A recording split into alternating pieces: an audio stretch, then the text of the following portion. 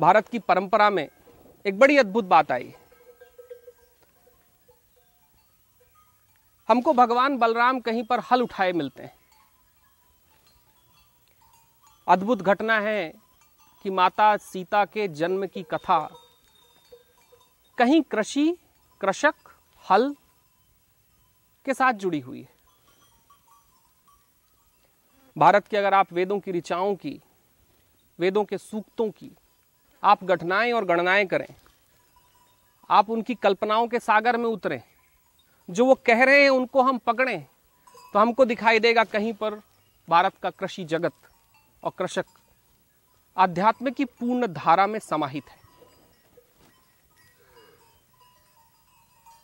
मैया की परिक्रमा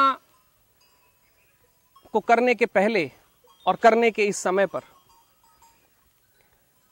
मैया के आशीष से एक बात जरूर आई कि जो सनातन संस्कृति का मूल परिचय है, जो सनातन संस्कृति की मूल धारा है, जो सनातन संस्कृति का पूर्ण आधार है, अगर उस कृषक के संबंध में हम चर्चा नहीं कर पाए, उनसे मैया के तट पर प्रेम से मिल नहीं पाए, तो मैया की परिक्रमा पूर्ण नहीं हो सकती। एक घटना है, एक कहानी है। कहानी ऐसी है जो रेवाखंड में कहीं पर आती है, और रेवाखंड में एक बात कही जाती है कि एक बार एक कृषक था। कृषक लगातार खेती करता था और हर बार कुछ ऐसा होता था कि उसकी खेतों से कहीं पर कोई जानवर, कहीं पर कोई ओलावृष्टि, कहीं पर कुछ बारिश उसकी फसलों को लगातार खत्म करती चली जाती थी। कृषक के पास एक ऋषि आए। मांडव्य ऋषि उसके पास से गुजर रहे थे, जिनका आश्रम कहीं बहुत पास में रावरखेड़ी के आसपास उनका आश्रम है, काकरिया गांव के आसपास, जहां पर कभी उन्होंने तपस्या की थी। तो मांडव्य ऋषि उस कृषक से कहते हैं कि अरे भोले,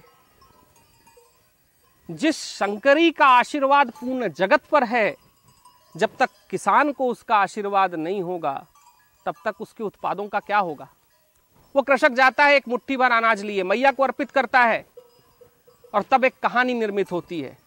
कहा जाता है रेवाखंड में कि कृषक की जीवनी का आधार मैया है। और जब कहा जाता है कृषक की जीवनी का आधार मैया है, क्योंकि कृषक का आधार तो उसकी माता, उसकी भूमि है, और इस भूमि को सिंचित करने के लिए कहीं उसका अविरल प्रवाह है, जिसको हम मैया नर्मदा कहते हैं।